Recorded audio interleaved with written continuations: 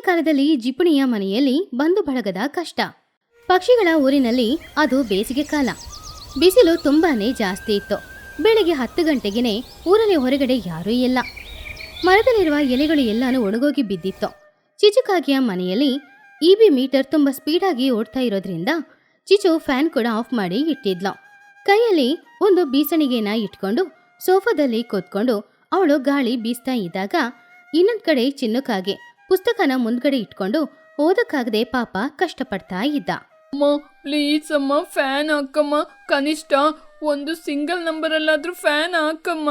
ಲೇ ಚಿನ್ನು, ಫ್ಯಾನ್ ಹಾಕಿದ್ರೆ current bill ಜಾಸ್ತಿ ಆಗುತ್ತೆ. ಆಮೇಲೆ ಕರೆಂಟ್ ಬಿಲ್ ನೋಡಿ ಹಾರ್ಟ್ ಅಟ್ಯಾಕ್ ಬರುತ್ತೆ. ಇಷ್ಟು ಕೂಡ ಸೆಕೆನ ತಡ್ಕೊಳ್ಳೋದಿದ್ರೆ ಹೇಗೆ? ಇದನ್ನ ಸೌತ್ ಬಾತ್ ಅನ್ಕೋ, ಫ್ರೀ ಆಗಿ ಸ್ಲಿಮ್ ಆಗ್ತೀಯಾ. ಅಮ್ಮ ಮೊದ್ಲೇ ನಾನು ಸ್ಲಿಮ್ ಆಗಿದ್ದೀನಿ, ಇನ್ನು ಸ್ಲಿಮ್ ಆದ್ರೆ ಗಾಳಿಯಲ್ಲಿ ಆರೋಗ್ತೀನಿ. ಆವಾಗ್ಲೇ ಯಾರೋ ಮನೆ ಬಾಗಿಲನ್ನ ತಟ್ಟದ್ರು. ಚಿಚುಕಾಗಿಯ ಮನೆಯ ಅಂಗಳದಲ್ಲಿ ಟುನಿಗುಬ್ಬಚ್ಚಿ, ಅವಳ ಮಗಳು ಬುಜ್ಜಿಗುಬ್ಬಚ್ಚಿ, ಮಹಿಹದ್ದು ಮತ್ತು ಚೋಟುಗಿಳಿ ಹಾಗೂ ಅವಳ ಮಗ ಬನ್ನುಗಿಳಿ ನಿಂತ್ಕೊಂಡಿದ್ರು. ಅವರು ನೋಡಿ ಚಿಚಿಗೆ ಹಾರ್ಟ್ ಅಟ್ಯಾಕ್ ಬಂತು. ಅಯ್ಯಯ್ಯೋ, ಇವರೇನು ದಂಡಯಾತ್ರೆ ಬಂದಿದ್ದಾರೆ. ಇವಾಗ ಇವರಿಗೆ ನಾನು ಫ್ಯಾನ್ ಹಾಕ್ಬೇಕು, ಕುಡಿಲಿಕ್ಕೆ ತಂಪಾದ ನೀರ್ ಕೊಡ್ಬೇಕು. ಇದರಿಂದ ನನ್ ಬಜೆಟ್ ಜಾಸ್ತಿ ಆಗುತ್ತೆ. ಅಬ್ಬೋ, ಮನೆಗೆ ಸಂಬಂಧಿಕರು ಬಂದ್ರು, ಇವಾಗ ಫ್ಯಾನ್ ಹಾಕ್ತೀರಾ? ಶೋ, ಬಾಯ್ ಮುಚ್ಚೋ. ಫ್ಯಾನ್ ಕೆಟ್ಟೋಗಿದೆ ಅಂತ ಹೇಳು, ಇಲ್ಲದಿದ್ರೆ ನಾನಿನ್ನ ಕುಂದು ಬಿಡ್ತೀನಿ. ಚಿಚು ಇಷ್ಟಾನೇ ಇಲ್ದೆ ಬಾಗಿಲನ್ನ ತೆರೆದ್ಲು. ಹಬ್ಬಬ್ಬಬ್ಬಬ್ಬ, ಏನ್ ಚಿಚ್ಚು ಇಷ್ಟೊಂದು ಬಿಸಿಲು. ನಮ್ಮ ಮನೆಯಲ್ಲಿ ಕರೆಂಟ್ ಹೋಯ್ತು, ಅದಕ್ಕೆ ಸ್ವಲ್ಪ ಹೊತ್ತು ಫ್ಯಾನ್ ಹಾಕಿ ನೆಮ್ಮದಿಯಾಗಿ ಕೂರೋಣ ಅಂತ ಬಂದು. ಏ ಚಿಚ್ಚು, ನನ್ ಬನ್ನೋಗೆ ತುಂಬಾ ಗಂಟ್ಲು ಒಣಗ್ತಾ ಇದೆ ಅಂತೆ, ತಂಪಾದ ನೀರ್ ಕೊಡ್ತೀಯಾ? ಅದನ್ನು ಕೇಳಿ ಚಿಚುಕಾಗೆ, ಅಯ್ಯಯ್ಯೋ ಬನ್ನಿ ಬನ್ನಿ, ನನ್ ಮನೆಯಲ್ಲೂ ಕರೆಂಟ್ ಇಲ್ಲ. ಅದೇ ಹೇಳ್ಬೇಕು ಅಂತ ಇದ್ದೆ. ಫ್ಯಾನ್ ಕೂಡ ಕಾಯಿಲ್ ಹೋಗಿ ರಿಪೇರಿ ಆಗಿದೆ. ಫ್ಯಾನ್ ನ ರಿಪೇರಿಗೆ ಕೊಟ್ಟಿರೋದ್ರಿಂದ ಹಾಗೇನೆ ಕೂತಿದೀವಿ ನಾವು ಕೂಡ. ಆಂಟಿ, ಅದೇ ಎಸಿ ಇದೆ ಅಲ್ವಾ? ಎಸಿ ಹಾಕೊಳ್ಬೋದಲ್ವಾ? ಅಯ್ಯೋ ಬುಜ್ಜಿ, ಎಸಿ ವೇಸ್ಟ್ ಅದು. ಅದಕ್ಕೆ ರಿಮೋಟಿಗೆ ಹಾಕಕ್ಕೆ ಬ್ಯಾಟ್ರಿ ಇಲ್ಲ. ಅದನ್ನ ತಗೊಂಡ್ ಬರಕ್ಕೆ ಟೌನಿಗೆ ಹೋಗ್ಬೇಕು. ಬಿಸಿಲಲ್ಲಿ ಹೇಗೆ ಹೋಗೋದು ಅಂತ ಕೂತಿದೀನಿ. ಎಲ್ರೂ ಕೋಪದಿಂದ ಸೋಫಾದಲ್ಲಿ ಕೂತ್ಕೊಂಡಿದ್ರು. ಮನೆಯಲ್ಲಿ ತುಂಬಾನೇ ಸೆಕೆ ಆಗ್ತಾ ಇತ್ತು. ಚಿಚುಕಾಗೆ ಎಲ್ಲರಿಗೂ ಒಂದು ಎಲೆನ ತಗೊಂಡ್ ಬಂದು ಕೊಟ್ಲು. ತಗೊಳ್ಳಿ, ಎಕೋ ಫ್ರೆಂಡ್ಲಿ ಫ್ಯಾನ್ಸ್. ನೀವೇ ಕೈಯಲ್ಲಿ ಬೀಸ್ಕೋಬಹುದು, ಎಕ್ಸರ್ಸೈಸ್ ಆಗುತ್ತೆ, ಗಾಳಿ ಕೂಡ ಚೆನ್ನಾಗ್ ಬರುತ್ತೆ. ನನಗೆ ತುಂಬಾ ಬಾಯಾರಿಕೆ ಆಗ್ತಿದೆ, ತಂಪಾದ ನೀರ್ ಕೊಡಿ. ಅದನ್ನು ಕೇಳಿದ ಚಿಚುಕಾಗೆ, ಅಯ್ಯೋ ಏನೋ ತಂಪಾದ ನೀರಾ? ಲೇ ಚಿನ್ನು, ಇವಾಗ ಫ್ರಿಜ್ಜಲ್ಲಿರುವ ನೀರ್ ಕುಡಿದ್ರೆ ಗಂಟ್ಲು ಕಟ್ಟುತ್ತೆ. ಎಲ್ಲರೂ ಹೇಳ್ತಾ ಇದ್ದಾರೆ ಬಿಸಿಲಲ್ಲೂ ಕೂಡ ಬಿಸಿ ಬಿಸಿ ನೀರ್ ಕುಡಿಬೇಕು ಅಂತ. ಅದಕ್ಕೇನೆ ನಾನು ಬಿಸಿ ಬಿಸಿ ನೀರ್ ಕಾಯಿಸಿ ನಿಮ್ಗೋಸ್ಕರ ತರ್ತೀನಿ. ಏನು ಬಿಸಿ ನೀರಾ? ಬೇಡಪ್ಪ ಬೇಡ. ಬಿಸಿ ಬಿಸಿ ನೀರ್ ಕುಡಿದ್ರೆ ಇನ್ನಷ್ಟು ಶೆಕೆ ಜಾಸ್ತಿ ಆಗುತ್ತೆ. ಸರಿ, ಮಡಿಕೆಯಲ್ಲಿ ತಂಪಾದ ನೀರಿರುತ್ತೆ ಅಲ್ವಾ, ಅದಾದ್ರೂ ಕೊಡ್ತೀಯಾ? ಅಯ್ಯೋ ತುನಿ, ಆ ಮಣ್ಣಿನ ಮಡಿಕೆ ಹೊಡೆದೋಯ್ತು. ಅದಕ್ಕೆ ಬಿಂದಿಗೆಯಲ್ಲಿ ನೀರ್ ತುಂಬಿಸಿ ಇಟ್ಟಿದ್ದೀನಿ, ಅದು ಉಗುರು ಬೆಚ್ಚಿಗೆ ಇರುತ್ತೆ. ಆ ನೀರ್ ತಂದ್ಕೊಡ್ಲಾ, ಕುಡಿತೀರಾ? ಚಿಚುಕಾಗೆ ಅಡಿಗೆ ಮನೆಗೆ ಹೋಗಿ ಪೈಪ್ ಓಪನ್ ಮಾಡಿ ಬಿಸಿ ನೀರನ್ನ ಬಾಟ್ಲಲ್ಲಿ ಹಿಡ್ಕೊಂಡು ಬಂದು ಕೊಟ್ಲು. ಎಲ್ರಿಗೂ ದಾಹ ಆಗ್ತಾ ಇತ್ತು, ಆದ್ರೂ ಕೂಡ ಆ ಬಿಸಿ ನೀರನ್ನ ಅವರಿಂದ ಕುಡಿಯಕ್ಕಾಗ್ಲಿಲ್ಲ. ಮಧ್ಯಾಹ್ನ 1 ಗಂಟೆ ಸಮಯ. ಬಿಸಿಲು ಹೆಚ್ಚಾಗ್ತಾ ಇತ್ತು. ಮನೇಲಿದ್ದ ಎಲ್ರಿಗೂ ಹಸಿವಾಗ್ತಾ ಇತ್ತು. ಚಿಚಿಗೆ ಟೆನ್ಷನ್ ಶುರುವಾಯ್ತು. ಅವಳ ಮನ್ಸಲ್ಲಿ, ಅಯ್ಯೋ ಇವ್ರು ಯಾರು ಇನ್ನೂ ಹೊರಡುವ ರೀತಿ ಕಾಣಿಸ್ತಾ ಇಲ್ಲಲ್ಲ. ಇವ್ರು ಇಲ್ಲೇ ಇದ್ರೆ ಮಧ್ಯಾಹ್ನಕ್ಕೆ ಇವರಿಗೆ ಅಡಿಗೆ ಮಾಡ್ಬೇಕು. ನನ್ನ ರೇಷನ್ ಬಿಲ್ ಎಲ್ಲ ಜಾಸ್ತಿ ಆಗುತ್ತೆ. ಏನಾದ್ರೂ ಒಂದು ಐಡಿಯಾ ಮಾಡ್ಲೇಬೇಕಲ್ವಾ? ಫ್ರೆಂಡ್ಸ್, ನೀವೆಲ್ಲ ಬಂದಿದ್ದೀರಲ್ಲ, ನಾನಿವತ್ತು ಸ್ಪೆಷಲ್ ಆಗಿ ಬೇಳೆ ಸಾಂಬಾರ್ ಮಾಡಿದ್ದೀನಿ. ನೀವೆಲ್ಲರೂ ಬಿಸಿ ಬಿಸಿ ಊಟ ಮಾಡ್ಕೊಂಡು ಹೊರಡಿ. ಚಿಚ್ಚು, ಬೇರೆ ಸಾಂಬಾರ್ ರೈಸಾ? ಮೊಸರು ಇಲ್ವಾ? ಅಯ್ಯೋ, ಬೆಳಿಗ್ಗೆ ಬೆಳಿಗ್ಗೆನೆ ಬೆಕ್ಕು ಬಂದು ಹಾಲ್ನೆಲ್ಲ ಕುಡ್ದೋಗ್ಬಿಡ್ತು. ಅದಕ್ಕೆ ಮೊಸರು ಮಾಡಕ್ಕಾಗಿಲ್ಲ. ತುಪ್ಪ ಇದೆ, ಹಾಕ್ತೀನಿ. ಆದ್ರೆ ಅವಳು ಹಾಕೋದು ಬರೀ ಎಣ್ಣೆ. ಇದು ಅದ್ಭುತವಾಗಿರುತ್ತೆ. ಚಿಚುಕಾಗೆ ಅಡಿಗೆ ಮನೆಗೆ ಹೋದ್ಲು. ಅವಳು ಪ್ಲೇಟಲ್ಲಿ ಅನ್ನ ಹಾಕಿ ಅದರಲ್ಲಿ ಉಪ್ಪು ಖಾರ ಎಲ್ಲಾನು ಹೆಚ್ಚಾಗಿ ಹಾಕದ್ಲು. ಯಾಕಂದ್ರೆ ಉಪ್ಪು ಜಾಸ್ತಿ ಇದ್ರೆ ಯಾರು ಜಾಸ್ತಿ ತಿನ್ನಲ್ಲ, ಖಾರನು ಹೆಚ್ಚಾಗಿದ್ರೆ ಕುಡಿಯೋಕೆ ನೀರಿಲ್ಲ ಅನ್ನೋದ್ರಿಂದ ಯಾರು ಸರಿಯಾಗಿ ಊಟ ಮಾಡಲ್ಲ. ಹಾಗಂತ ಹೇಳಿ ತಗೊಂಡ್ ಬಂದಿಟ್ಟಾಗ ಬುಜ್ಜಿಗುಬ್ಬಚ್ಚಿ ಅದರಲ್ಲಿ ಸ್ವಲ್ಪ ತಿನ್ನೋಡಿ, ಅಯ್ಯೋ ಅಮ್ಮ, ಖಾರ ಖಾರ, ಬೆಂಕಿ ಬಾಯಲ್ಲಿಟ್ಟ ಹಾಗಿದೆ. ಅತ್ತೆ, ಏನತ್ತೆ ಇದ್ರಲ್ಲಿ ಇಷ್ಟೊಂದು ಖಾರ? ಅಯ್ಯೋ, ನನ್ ಕಣ್ಣಿಂದ ಕಣ್ಣೀರು ಬರ್ತಾ ಇದೆ. ಇದು ಖಾರ ಅಲ್ಲ, ಬೆಂಕಿ. ಅಯ್ಯೋ ಚಿಚ್ಚು, ಈ ಅನ್ನ ತುಂಬಾ ಖಾರವಾಗಿದೆ, ತಣ್ಣೀರಾದ್ರೂ ಕೊಡ್ತೀಯಾ? ಏನೋ ಖಾರನಾ? ನನ್ ಖಾರ ಜಾಸ್ತಿ ಹಾಕಿಲ್ವಲ್ಲ. ಸರಿ ಇರು, ನೀರ್ ತರ್ತೀನಿ. ಚಿಚುಕಾಗೆ ಪುನಃ ಹೋಗಿ ಆ ಬಿಸಿ ನೀರನ್ನೇ ತಗೊಂಡ್ಬಂದ್ ಕೊಟ್ಲು. ಖಾರವಾಗುವಾಗ ಬಿಸಿ ನೀರನ್ನ ಕುಡಿದ್ರೆ ಹೇಗಿರುತ್ತೆ ಅನ್ನೋದು ನಿಮ್ಮೆಲ್ರೂ ಗೊತ್ತಾನೆ. ಅಯ್ಯೋ ಅಯ್ಯೋ ಅಂತ ಎಲ್ರೂ ತುಂಬಾನೇ ಕಷ್ಟಪಡ್ತಾ ಇದ್ರು. ಮಹಿಹದ್ದು ಕೋಪದಿಂದ, ನಿನ್ನ ಹಾಳಾದ ಜಿಪುಣತನದಿಂದ ಕುಡಿಲಿಕ್ಕೆ ತಣ್ಣೀರಿಲ್ಲ, ಫ್ಯಾನ್ ಇಲ್ಲ, ನಮ್ನ ಕೊಲ್ಲಿಕ್ಕೆ ಅಂತ ಊಟಕ್ಕೆ ಕರೆದ ನೀನು. ಏನ್ ಮಗಿಯವ್ರೆ ಹಾಗೆ ಹೇಳ್ತಾ ಇದ್ದೀರಾ? ಇರೋದ್ರಲ್ಲಿ ಬಡಿಸ್ತಾ ಇದ್ದೀನಲ್ವಾ? ಪರಿಸ್ಥಿತಿ ಹಾಗಿರುವಾಗ ಅಲ್ಲಿಗೆ ಕುಹುಬಾತು ಹಾಗೂ ಲೂಸಿ ಪಾರಿವಾಳ ಬಂದ್ರು. ಅವರಿಬ್ರು ಬರುವಾಗ್ಲೇ ಕೈಯಲ್ಲಿ ಐಸ್ ಕ್ರೀಮ್ನ ತಗೊಂಡ್ ಬಂದ್ರು. ಹಲೋ ಎವ್ರಿಬಡಿ, ಯಾಕೆ ಎಲ್ಲರೂ ಬಾಯಿ ಒರೆಸ್ಕೊಂಡ್ ಕೂತಿದ್ದೀರಾ? ಚಿಚ್ಚು ಮನೆಯಲ್ಲಿ ಕರೆಂಟ್ ಇಲ್ವಾ? ನಾವು ಇವಾಗ್ಲೇ ಕೂಲ್ ರೂಮ್ ಇಂದ ಬರ್ತಾ ಇದೀವಿ. ಅಲ್ಲಿ AC ಆನ್ ಅಲ್ಲಿದೆ, ಫ್ರಿಡ್ಜ್ ಕೂಡ ಆನ್ ಅಲ್ಲಿದೆ. ಆಂಟಿ ಪ್ಲೀಸ್ ಆಂಟಿ, ನಮಗೂ ಐಸ್ ಕ್ರೀಮ್ ಬೇಕು. ನಾವಿಲ್ಲಿ ನರಕದಲ್ಲಿದ್ದೀವಿ ಆಂಟಿ. ಚಿಚ್ಚು ಐಸ್ ಕ್ರೀಮ್ನ ನೋಡಿದಾಗ ಆಸೆಯಿಂದ, ಲೂಸಿ ನನಗೂ ಕೂಡ ಐಸ್ ಕ್ರೀಮ್ ಕೊಡ್ತೀಯಾ? ಗಂಟ್ಲೆಲ್ಲ ಸುಟ್ಟೋಗ್ತಾ ಇದೆ. ಚಿಚ್ಚು ಸಾರಿ ಚಿಚ್ಚು, ಇದು ಸ್ವಲ್ಪ ಕಾಸ್ಟ್ಲಿ. ನೀನು ಜಿಪುಣಿ ಅಲ್ವಾ, ನಿನಗೆಲ್ಲ ಇದು ಮಾರಾಟಕ್ಕಿಲ್ಲ. ಮಹಿ ಹದ್ದಿಗೆ ಒಂದ್ ಐಡಿಯಾ ಬಂತು. ಚಿಚುಗೆ ಪಾಠ ಕಲ್ಸ್ಕೊಡಕ್ಕೆ ಇದು ಒಳ್ಳೆ ಅವಕಾಶ ಅಂತ ಅಂದ್ಕೊಂಡು ಕುಹುನ ನೋಡಿ ಅವರು ಕಣ್ಣು ಹೊಡೆದು, ಇಲ್ಲಿಯ ವಾತಾವರಣ ತುಂಬಾ ಉಷ್ಣತೆಯಿಂದ ಕೂಡಿದೆ. ಇಲ್ಲಿ ನಾವು ಖಾರದಿಂದ ಊಟ ಮಾಡ್ತಾ ಇದ್ದೀವಿ. ಇದರಿಂದ ಹೀಟ್ ಸ್ಟ್ರೋಕ್ ಕೂಡ ಆಗ್ಬೋದು. ಆವಾಗ ಕುಹುಬಾತು, ಹೌದು ಮಗಿಯವ್ರೆ, ನನ್ನ ಸ್ಟೆಥೋಸ್ಕೋಪ್ ಅಲ್ಲಿ ನಾನು ಎಲ್ಲರನ್ನೂ ಪರೀಕ್ಷೆ ಮಾಡ್ತೀನಿ. ಕುಹು ಚಿನ್ನುನ ಚೆಕ್ ಮಾಡಿದ್ಲು. ಆವಾಗ ಕುಹುಬಾತು ಶಾಕ್ ಆಗಿ, ಚಿಚ್ಚು, ನಿನ್ನ ಚಿನ್ನುಗೆ ಹಾರ್ಟ್ ಬೀಟ್ ಜಾಸ್ತಿ ಆಗಿದೆ. ಅವನಿಗೆ ತಕ್ಷಣ ಇವಾಗ AC ಬೇಕು. ಇಲ್ಲದಿದ್ರೆ ಅವನ್ ಬಾಡಿ ತುಂಬಾನೇ ಹೀಟ್ ಆಗಿ ಫಿಟ್ಸ್ ಬರುವ ಸಾಧ್ಯತೆ ಇದೆ. ಚಿಚ್ಚು ಅದನ್ನ ಕೇಳಿ ಹೆದರಿದ್ಲು. ಏನು ಫಿಟ್ಸಾ? ಅಯ್ಯೋ ನನ್ ಮಗ. ಡಾಕ್ಟರ್, ಇವಾಗ ಏನ್ ಮಾಡೋದು? ಇವಾಗ AC ನ ಆನ್ ಮಾಡ್ಬೇಕು. ತಂಪಾದ ಕೂಲ್ ಡ್ರಿಂಕ್ಸ್ ನ ಕೊಡ್ಬೇಕು. ಇಲ್ಲದಿದ್ರೆ ನಾನು ಇವಾಗ ಹಾಸ್ಪಿಟಲ್ಗೆ ಕರ್ಕೊಂಡು ಹೋಗ್ತೀನಿ. ಆದ್ರೆ ಒಂದು 50,000 ರೂಪಾಯಿ ಖರ್ಚಾಗ್ಬೋದು. ಏನು 50,000ನ? ಅಯ್ಯಯ್ಯೋ, ನನ್ನ ಆಸ್ತಿ ಎಲ್ಲ ಮುಗ್ದೋಗುತ್ತೆ. ಬೇಡ ಬೇಡ, ಇವಾಗ್ಲೇ AC ನ ಆನ್ ಮಾಡ್ತೀನಿ.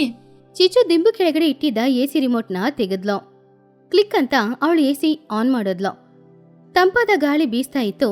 ರೂಮ್ ಇವಾಗ ತಂಪಾಯಿತು. ಒಬ್ಬ ಡಾಕ್ಟರ್ ಆಂಟಿ, ನಿಮ್ಗೆ ಪುಣ್ಯ ಬರುತ್ತೆ, ನಾನು ಬದುಕೊಂಡೆ. ಎಲ್ಲರೂ ಖಾರ ತಿಂದಿದ್ರಿಂದ ಎಲ್ಲರಿಗೂ ತಲೆ ತಿರುಗ್ತಾ ಇದೆ. ನೋಡು, ತುನಿಗೆ ಕೂಡ ತಲೆ ತಿರುಗ್ತಾ ಇದೆ. ತಂಪಾದ ಜ್ಯೂಸ್ ಕೊಡು. ಇಲ್ಲಿ ಜ್ಯೂಸ್ ಇಲ್ವೇ? ಏನ್ ಮಾಡೋದು? ಮನೆಯಲ್ಲಿ ಜ್ಯೂಸ್ ಇಲ್ಲ ಅಂದ್ರೆ ಆನ್ಲೈನ್ ಇಂದ ಆರ್ಡರ್ ಮಾಡು. ಇಲ್ಲದಿದ್ರೆ ನಾವು ಎಲ್ಲರೂ ಇಲ್ಲೇ ತಲೆ ತಿರುಗಿ ಬಿದ್ರೆ ಹಾಸ್ಪಿಟ್ಲ್ ಖರ್ಚು ನಿಂದೆ. ಹಾಸ್ಪಿಟ್ಲ್ ಬಿಲ್ಲ? ಅಯ್ಯಯ್ಯೋ, ಲಕ್ಷ ರೂಪಾಯಿ ಆಗುತ್ತೆ. ಇರಿ ಇವಾಗ್ಲೇ ಆರ್ಡರ್ ಮಾಡ್ತೀನಿ. ಚಿಚ್ಚುಕಾಗಿ ಇಷ್ಟನೇ ಇಲ್ದೆ ಫೋನ್ ತೆಗೆದು ಪಕ್ಕದಲ್ಲಿರುವ ಜ್ಯೂಸ್ ಅಂಗಡಿಗೆ ಕಾಲ್ ಮಾಡ್ತು. ಹಲೋ, ಬೇಗ ಫ್ರಿಡ್ಜ್ ಅಲ್ಲಿರುವ ಮ್ಯಾಂಗೋ ಜ್ಯೂಸ್ ಹಾಗೇನೆ ಫ್ಯಾಮಿಲಿ ಐಸ್ ಕ್ರೀಮ್ ನ ಕಳಿಸಿ. ಬಿಲ್ ಎಷ್ಟಾದ್ರೂ ಪರವಾಗಿಲ್ಲ, ನಾನ್ ಕೊಡ್ತೀನಿ. ಸ್ವಲ್ಪ ಸಮಯದಲ್ಲಿ ಜ್ಯೂಸ್ ಹಾಗೂ ಐಸ್ ಕ್ರೀಮ್ ಬಂತು. ಮನೆ ಇಡೀ AC ಹಾಕಿದ್ರಿಂದ ತುಂಬಾ ತಂಪಾಗಿತ್ತು. ಎಲ್ರೂ ಹಾಯಾಗಿ ಆ ಜ್ಯೂಸ್ ಹಾಗೂ ಐಸ್ ಕ್ರೀಮ್ನ ತಿಂತಾ ಇದ್ರು. ಇವಾಗ್ಲೇ ಸ್ವರ್ಗದಲ್ಲಿರುವ ಆಗಿದೆ. ಥ್ಯಾಂಕ್ಸ್ ಅಮ್ಮ. ಆಂಟಿ, ನೀವು ಸೂಪರ್ ಆಂಟಿ. ಇದಕ್ಕೆ ಮುಂಚೆ ಖಾರ ಕೊಟ್ರಿ, ಇವಾಗ ತಂಪಾದ ಐಸ್ ಕ್ರೀಮ್ ಕೊಡ್ತಿದ್ದೀರಾ. ಚಿಚ್ಚು, ನೋಡ್ದ, ನೀನು ಮನಸ್ಸು ಪೂರ್ತಿಯಾಗಿ ಖರ್ಚು ಮಾಡಿದಕ್ಕೆ ಎಲ್ಲರೂ ಸಂತೋಷವಾಗಿದ್ದಾರೆ. ಇಷ್ಟಕ್ಕೆ ಭಯಪಟ್ರೆ ಹೇಗೆ? ಆವಾಗ ಚಿಚುಕಾಗೆ, ಏನ್ ಮಾಡುದು ತುನಿ? 50,000 ಕೊಟ್ಟು ಹಾಸ್ಪಿಟಲ್ ಟ್ರೀಟ್ಮೆಂಟ್ ಮಾಡ್ಲಿಕ್ಕೆ 500 ರೂಪಾಯಿ ಕೊಟ್ಟು ಇದೆಲ್ಲ ತಗೊಂಡೆ. ಸರಿ 500 ರೂಪಾಯಿ ಕೊಟ್ಟಿದ್ದು ವ್ಯರ್ಥ ಆಗಿಲ್ಲ. ಜ್ಯೂಸ್ ಐಸ್ ಕ್ರೀಮ್ ಚೆನ್ನಾಗಿದೆ. ಮಹಿ ನಗುತ್ತಾ, ನಿಜ ಹೇಳದ, ಯಾರಿಗೂ ಹೀಟ್ ಸ್ಟ್ರೋಕ್ ಆಗಿಲ್ಲ. ನಿನ್ ಕೈಯಿಂದ ಖರ್ಚು ಮಾಡ್ಬೇಕು ಅಂತ ನಾವೆಲ್ಲ ಆಡಿದ ನಾಟಕ ಇದು. ಚಿಚುಕಾಗೆ ಅದನ್ ಕೇಳಿ ಶಾಕ್ ಆದ್ಲು. ಏನೋ ನಾಟಕನ? ಅಯ್ಯಯ್ಯೋ, ನನ್ AC ಬಿಲ್ಲು, ನನ್ ಹಣ ಎಲ್ಲ ಹೋಯ್ತಲ್ಲಪ್ಪ. ಚಿಚ್ಚು, ನೀನ್ ಮಾತ್ರ ಖರ್ಚು ಮಾಡದಿದ್ದಿದ್ರೆ ಇಷ್ಟೊತ್ತಿಗೆ ಯಾರಿಗಾದ್ರೂ ಸೀರಿಯಸ್ ಆಗ್ತಾ ಇತ್ತು. ಮುಖ್ಯವಾಗಿ ನಿನ್ನ ಚಿನ್ನುಗೆ. ನಿನ್ನ ಚಿನ್ನು ಬಿಸಿಲನ್ನ ತಡ್ಕೊಳ್ಳೋದೇ ಇಲ್ಲ. ಆರೋಗ್ಯಕ್ಕಿಂತ ಹಣ ಮುಖ್ಯನಾ? ಚಿಚು ತನ್ನ ಮಗನನ್ನ ನೋಡ್ದ. ಅವನು ತುಂಬಾನೇ ಚುರುಕಾಗಿದ್ದ, ತುಂಬಾ ಸಂತೋಷವಾಗಿದ್ದ. ಆದ್ರೆ ಸ್ವಲ್ಪ ಹೊತ್ತು ಹಿಂದೆ ಅವನು ತುಂಬಾನು ಸುಸ್ತಾಗಿದ್ದ. ಹೌದು ಡಾಕ್ಟರ್, ನನ್ ಮಗ ಸಂತೋಷನೇ ನನಗ್ ಮುಖ್ಯ. ಹಣ ಖರ್ಚಾದ್ರೂ ಪರವಾಗಿಲ್ಲ. ಇವಾಗ ನೀವೇ ಗೆದ್ದಿದ್ದು. ಗೆಲುವು ಯಾರ್ದೇ ಆದ್ರೂ ಎಂಜಾಯ್ಮೆಂಟು ನಮ್ಮೆಲ್ಲರದು. ಇಲ್ಲಿ ನೋಡು ಚಿಚ್ಚು, ಇನ್ನೊಂದ್ಸಲ ಜಿಪಣಿಯಾಗಿ ನೀನ್ ಮಾಡ್ತಾ ಇದ್ರೆ ಎಲ್ಲರೂ ನಿನ್ ಮನೆಯಲ್ಲಿ AC ಹಾಕೊಂಡ್ ಬಂದ್ ನಿದ್ರೆ ಮಾಡ್ತೀವಿ. ಇಲ್ಲಿ ನೋಡಿ, ಇನ್ ಮುಂದೆ ಯಾರಾದ್ರೂ ಮನೆಗ್ ಬಂದ್ರೆ ತಂಪಾದ ಜ್ಯೂಸು ಮಜ್ಜಿಗೆ ಕೂಡ ಕೊಡ್ತೀನಿ. ಎಲ್ರೂ ಅದನ್ನ ಕೇಳಿ ಜೋರಾಗಿ ನಗಾಡಿದ್ರು. ಹೊರಗಡೆ ಬಿಸಿಲು ಜಾಸ್ತಿ ಇದ್ರು ಕೂಡ ಚಿಚುಕಾಗಿಯ ಮನೆ ಮಾತ್ರವಲ್ಲ, ಅಲ್ಲಿ ಇರುವ ಎಲ್ಲರ ಮನಸ್ಸು ಕೂಡ ತುಂಬಾ ತಂಪಾಗಿತ್ತು. ಆ ದಿನದಿಂದ ಚಿಚುಕಾಗಿ ಅವಳ ಜಿಪಣತನ ಎಲ್ಲಾನು ಬಿಟ್ಟು ತನ್ನ ಮಗ ಚಿನ್ನುನ ತುಂಬಾ ಚೆನ್ನಾಗಿ ನೋಡ್ಕೊಂಡ್ಲು. ಈ ಕಥೆಯಲ್ಲಿರುವ ನೀತಿ ಏನು ಅಂದ್ರೆ, ಜಿಪಣತನ ಮಾಡಿ ಮನೇಲಿರುವ ಚಿಕ್ಕ ಮಕ್ಕಳ ಆರೋಗ್ಯನ ಹಾಳು ಮಾಡಬಾರ್ದು. ಮಕ್ಕಳಿಗಿಂತ ಹಣ ಅಷ್ಟೇನೂ ಮುಖ್ಯ ಅಲ್ಲ. ಪಕ್ಷಿಗಳ ಗ್ರಾಮದಲ್ಲಿ ಒಂದಿನ ಮಧ್ಯಾಹ್ನದ ಸಮಯ ತುನಿಗುಬ್ಬಚ್ಚಿಯ ಮನೆ ಮುಂದ್ಗಡೆ ಸುಮಾರು ಕೆಂಪು ಮೆಣಸುಗಳು ಒಣಗಾಕಿದ್ಲು. ಆ ಮೆಣಸನ್ನ ನೋಡಿದ್ರೆ ಸಾಕು, ಬಾಯಲ್ಲಿ ನೀರು ಹಾಗೂ ಕಣ್ಣಲ್ಲಿ ಕೂಡ ನೀರು ಬರ್ತಿತ್ತು. ಅಲ್ಲಿ ಟುನಿ ಬುಜ್ಜಿ ಹಾಗೂ ಸಹಾಯ ಮಾಡಕ್ಕೆ ಕುಹುಬಾತು ಕೂಡ ನಿಂತ್ಕೊಂಡಿದ್ಲು. ಅವ್ರು ಉಪ್ಪಿನಕಾಯಿ ಹಾಕ್ತಾ ಇದ್ರು. ಅವ್ರ 3 ಜನನು ಮಸಾಲೆ ಎಲ್ಲ ಆಡ್ಸೋದಕ್ಕೋಸ್ಕರ ಬೇಕಾಗಿರೋ ಎಲ್ಲ ಏರ್ಪಾಡುಗಳನ್ನ ಮಾಡಿದ್ರು. ಆವಾಗ ಟುನಿ, ಕುಹು, ಆ ನಿಂಬೆ ಹಣ್ಣಿನ ಉಪ್ಪಿನಕಾಯಿನ ಈ ಕಡೆ ಕೊಡು. ಆ ಉಪ್ಪಿನಕಾಯಿಗೆ ಖಾರ ಉಪ್ಪು ಸರಿಯಾಗಿ ಹಿಡಿಯದಿದ್ರೆ ರುಚಿನೂ ಚೆನ್ನಾಗಿರೋದಿಲ್ಲ ಉಪ್ಪಿನಕಾಯಿನೂ ಚೆನ್ನಾಗಿರಲ್ಲ. ತುನಿ, ನೀನು ಮಾಡುವ ಉಪ್ಪಿನಕಾಯಿ ಅಂದ್ರೆ ಎಲ್ಲರಿಗೂ ಇಷ್ಟ. ಕಳೆದ ವರ್ಷ ನೀನು ಇದೇ ರೀತಿ ಮಾವಿನಕಾಯಿ ಉಪ್ಪಿನಕಾಯಿ ಮಾಡಿದ್ದೆ ಅಲ್ವಾ? ಆ ಉಪ್ಪಿನಕಾಯಿ ಎಷ್ಟೊಂದು ರುಚಿಯಾಗಿತ್ತು. ಇವಾಗ ಈ ಉಪ್ಪಿನಕಾಯಿ ಎಷ್ಟೊಂದು ರುಚಿ ಇರುತ್ತೋ. ನನಗೆ ಇವಾಗ್ಲೇ ತುಂಬಾ ಹಸಿವಾಗ್ತಾ ಇದೆ. ಬಿಸಿ ಬಿಸಿ ಅನ್ನಕ್ಕೆ ತುಪ್ಪ ಹಾಕೊಂಡು ಉಪ್ಪಿನಕಾಯಿ ಹಾಕೊಂಡು ತಿಂದ್ರೆ ಇದರ ರುಚಿ ಅಬ್ಬಬ್ಬ. ಅಯ್ಯೋ ಬುಜ್ಜಿ, ಇದು ಉಪ್ಪು ಹುಳಿ ಖಾರ ಎಲ್ಲನೂ ಚೆನ್ನಾಗಿ ಹಿಡಿಬೇಕು. ಚೆನ್ನಾಗಿ ಹಿಡಿದ್ರೆ ಮಾತ್ರ ರುಚಿ ಚೆನ್ನಾಗಿರುತ್ತೆ. ಇವಾಗ್ಲೇ ತಿಂದ್ರೆ ಹೊಟ್ಟೆಯಲ್ಲಿ ಬಿಸಿಯಾಗುತ್ತೆ. ಆವಾಗ್ಲೇ ಪಕ್ಕದ ಮನೆಯಲ್ಲಿರುವ ಚಿಚ್ಚುಕಾಗೆ ಹಾಗೂ ಚಿನ್ನುಕಾಗೆ ಇಬ್ರು ಅಲ್ಲಿ ನಡೆಯೋದನ್ನ ನೋಡ್ತಾ ಇದ್ರು. ಮಸಾಲೆ ಆಡಿಸುವಾಗ ವಾಸನೆ ಘಮಘಮ ಅಂತ ಬರ್ತಾ ಇತ್ತು. ಆ ವಾಸನೆ ಚಿಚ್ಚುಕಾಗೆಗೆ ತುಂಬಾನು ಇಷ್ಟ ಆಯಿತು. ಆಹಾ, ಓಹೋ, ಏನಿದೀ ವಾಸನೆ? ಅಮೃತನೇ ಸಿಕ್ಕಿರುವ ಹಾಗಿದೆ. ಚಿನ್ನುವನ್ನು ನೋಡ್ದ? ಆ ಖಾರ ಮೆಣಸಿನ್ಕಾಯಿ ನೋಡು, ಅದು ಮೆಣಸಲ್ಲ, ಮಾಣಿಕ್ಯ. ಅಮ್ಮ, ನನಗೆ ಹಸಿವಾಗ್ತಾ ಇದೆ. ತುನಿ ಆಂಟಿನ ಕೇಳಿ ಸ್ವಲ್ಪ ಉಪ್ಪಿನಕಾಯಿ ತಗೊಂಬ. ನಾವು ಬ್ರೆಡ್ಡಲ್ಲಿ ಜಾಮ್ ಹಾಕಿ ತಿನ್ನುವ ರೀತಿ ತಿನ್ನೋಣ. ಅಯ್ಯೋ ಹುಚ್ಚ, ಎಲ್ಲಾದ್ರೂ ಬ್ರೆಡ್ಡಿಗೆ ಈ ಉಪ್ಪಿನಕಾಯಿ ಹಾಕೊಂಡು ತಿಂತಾರ? ಬಿಸಿ ಅನ್ನಕ್ಕೆ ಹಾಕೊಂಡು ತಿಂದ್ರೇನೆ ರುಚಿಯಾಗಿರುತ್ತೆ. ನಿಲ್ಲು ನಿಲ್ಲು, ನಾ ಯೋಚನೆ ಮಾಡ್ತೀನಿ ಈ ಉಪ್ಪಿನಕಾಯಿ ಜಾಡಿನ ಹೇಗೆ ನಮ್ಮನೆಗೆ ಎತ್ಕೊಂಬರೋದು ಅಂತ. ಹಾಗಂತ ಮನ್ಸಲ್ಲಿ ಏನೋ ಅಂದ್ಕೊಂಡು ಚಿಚ್ಚು ಟುನಿಯ ಮನೆಗೆ ಹೋದ್ಲು. ಅಲ್ಲಿ ಅವಳು ತುಂಬಾ ಒಳ್ಳೆಯವಳ ತರ ನಾಟಕ ಶುರು ಮಾಡಿದ್ಲು. ಅಬ್ಬಬ್ಬಬ್ಬಬ್ಬಾ, ತುನಿ, ಕುಹು, ಏನಿದೀ ವಾಸನೆ? ನಿದ್ರೆ ಮಾಡೋಣ ಅಂತ ನೋಡಿದ್ರೆ ಈ ವಾಸನೆಯಿಂದ ನನಗೆ ನಿದ್ರೆನೇ ಬರ್ತಾ ಇಲ್ಲ. ಈ ಸುವಾಸನೆ ಕೇಳಿ ಏನಿದು, ಟೊಮೆಟೊ ಕಿಚಡಿನಾ? ಟುನಿ ನಗುತ್ತಾ, ಇಲ್ಲ ಚಿಚ್ಚು, ಇದು ನಿಂಬೆ ಹುಳಿಯ ಉಪ್ಪಿನಕಾಯಿ. ಈ ಸೀಸನ್ ಅಲ್ಲಿ ತಾನೇ ಇದು ಸಿಗೋದು, ಅದಕ್ಕೆ ಮಾಡ್ತಿದ್ದೀನಿ. ಅಯ್ಯೋ ತುನಿ, ನೀನು ಎಷ್ಟೊಂದು ಕಷ್ಟಪಡ್ತಾ ಇದೀಯಾ. ಎಲ್ಲಿ ಕೊಡು, ಆ ಕೆಲಸವನ್ನು ನಾನ್ ಮಾಡ್ತೀನಿ. ನೀನ್ ಕೆಲಸ ಮಾಡಿ ಮಾಡಿ ನಿನ್ ಕೈಗಳಿಗೆಲ್ಲ ನೋವಾಗ್ಬೋದು. ಕುಹು ಅದನ್ನ ಕೇಳಿ ನಗುತ್ತಾ, ಏನೋ, ನೀನು ಮೆಣಸಿನ್ಕಾಯಿನ ಜಜ್ಜಿತೀಯಾ? ಚಿಚ್ಚು, ನಮಗೆ ನಿನ್ ಬಗ್ಗೆ ಗೊತ್ತಿಲ್ವಾ? ನೀನ್ ಬಂದ್ರೆ ಉಪ್ಪಿನಕಾಯಿನ ಡಬ್ಬಿಯಲ್ಲಿ ತುಂಬಿಸಲ್ಲ, ನಿನ್ ಜೋಬಿಗೆ ತುಂಬಿಸೋದು.